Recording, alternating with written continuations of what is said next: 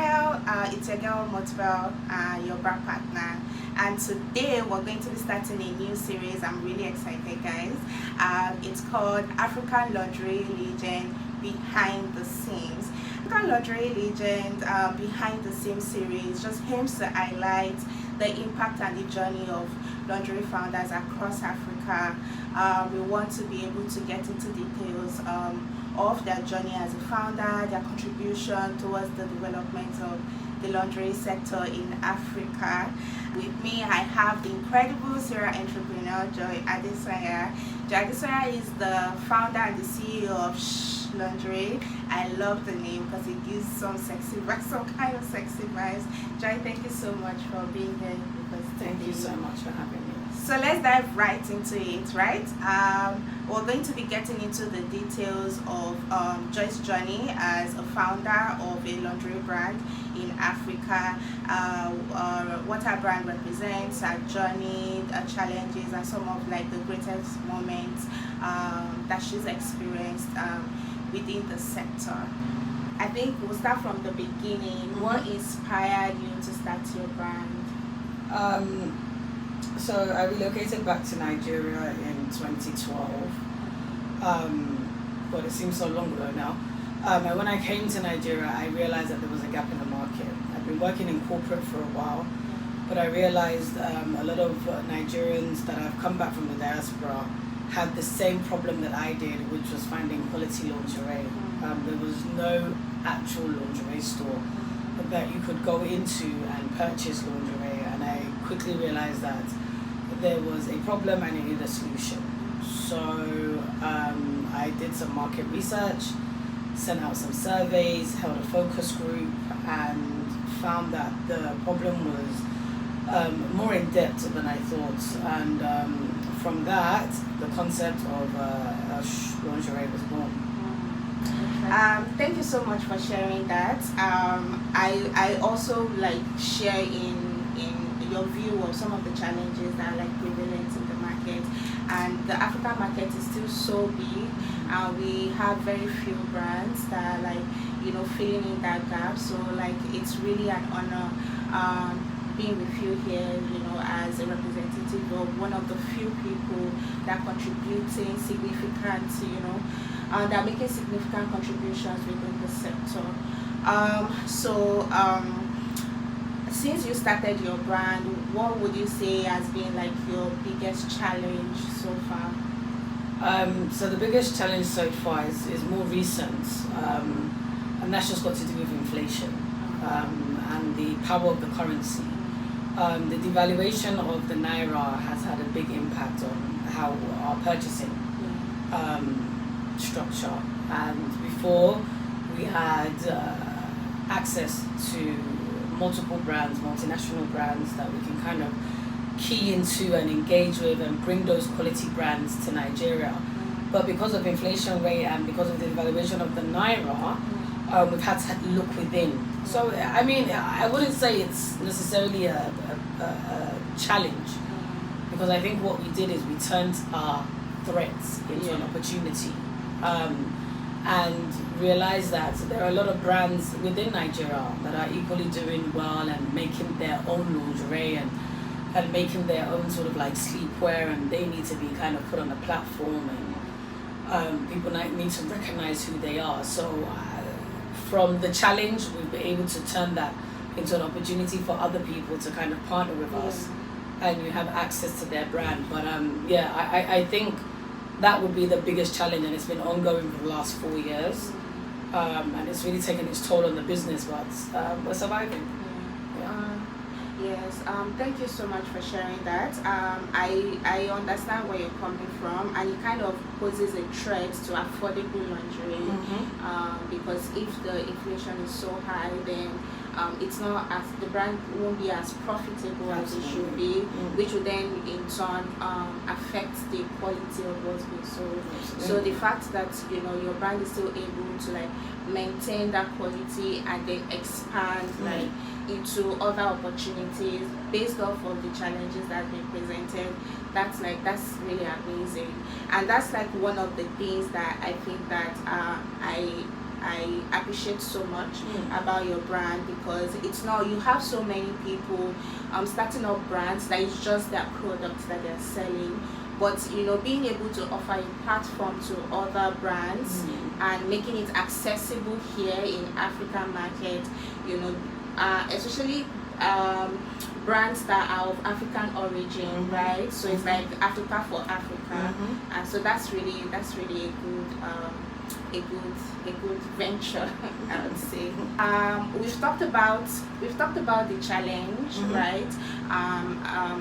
And the major challenge. I would like to talk about the positive a bit. What would you say has been like your proudest moment so far as a founder? My proudest moment is the transformation we see in women's confidence. It is said, I believe, and I don't know if the statistics are still the same, but it is said 1 in every 4 women is wearing the wrong bra size. And for me, being able to come into the Nigerian market space and kind of help reduce those numbers has been one of my proudest moments.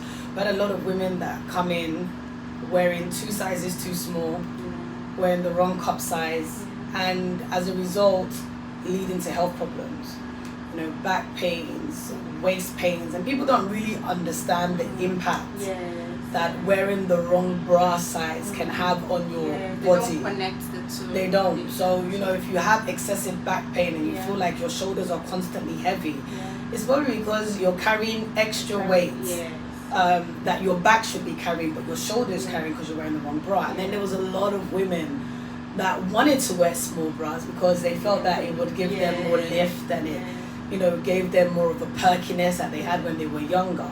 So just basically being able to educate women on you can still look great with the right size, and educate women in the different types of bras that are available, and educate women in how to connect with their sensuality and become more feminine through lingerie has honestly been a very, very proud moment for me in the 8 years of running this business. Yeah, amazing. And I hear you, because I feel like a lot of women, they have this I would say bias against bra sizes.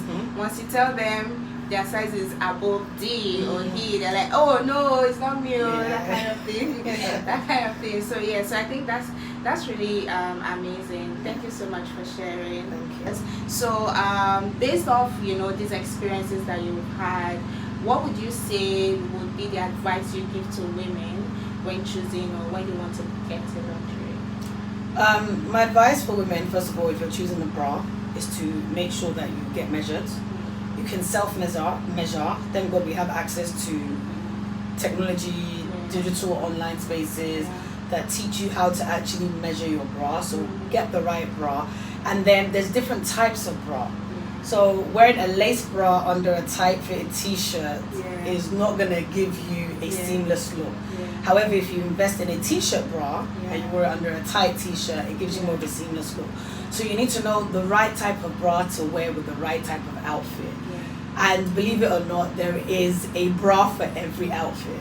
There's a strapless, there's backless, there's push-up, there's plunge neck, there's balconette. It just all depends on the outfit that you're wearing.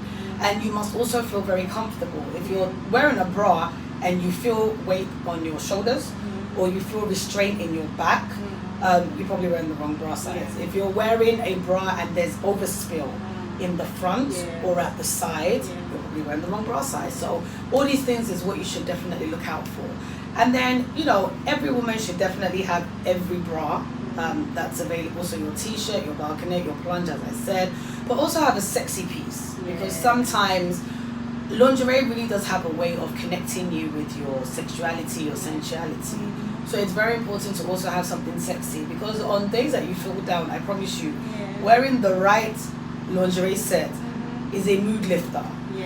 Believe it or not, it really is a mood lifter, because it's sort of like your superpower. It's like Superman cape. Superman wears his suit and then he runs out and he wears his cape. wearing the right lingerie is like that, because you're in a room full of people and you're just thinking, God, I know what I've got underneath and I feel sexy. So definitely have a sexy piece. And then with just kind of like loungewear, homeware, PJ styles, whatever makes you comfortable. Because lingerie is all about being comfortable, but also feeling very sensual. So that would be my advice for women in their purchase of. Yeah, amazing. It's funny that you mentioned that, because the current series that we just concluded is types of bra and how you pair it with different types of clothes. And you know, you're right when you say like there are different types of bra for different types of outfits, different types of occasion, and also for different types of moods, right? If you just want to be comfortable, lounge around, there's a type of brand that you wear. And if you want to feel sexy, like you said, you know, you go for the sexy pieces, right? So so you heard that right. You know what, first thing she mentioned was to get bra fitted, right? To know your bra size. You can access that information all over the internet. You can, you know, send a comment in the comment section. I'm sure they also have free bra fitting at the store, Shhh Lingerie, so you can reach out to them or visit any of their stores, you know, to get bra fitted and to get, you know, a piece of the the shh factor. I love the name. Like everybody in my house, I just can say shh. I'm going to be shh. I know it's very sexy, right? So based off of like your response with people having different misconceptions, thinking, oh, the smaller the cup, the bigger the need. What are the like most common misconceptions about bra that you've encountered, and how have you been able to address them? Okay. I just remembered one actually. I remembered one big misconception we had was the bigger the bust, the less sexy the bra. So a lot of women, plus size women, felt that they weren't getting the same sexy lingerie as women with smaller busts. And what we were able to do is introduce brands that also cater to them, because they felt that their bras had to be boring, because obviously they're more material and it's bigger. But we've been able to discover brands that offer an array of sexy lingerie, going right up to K-cup.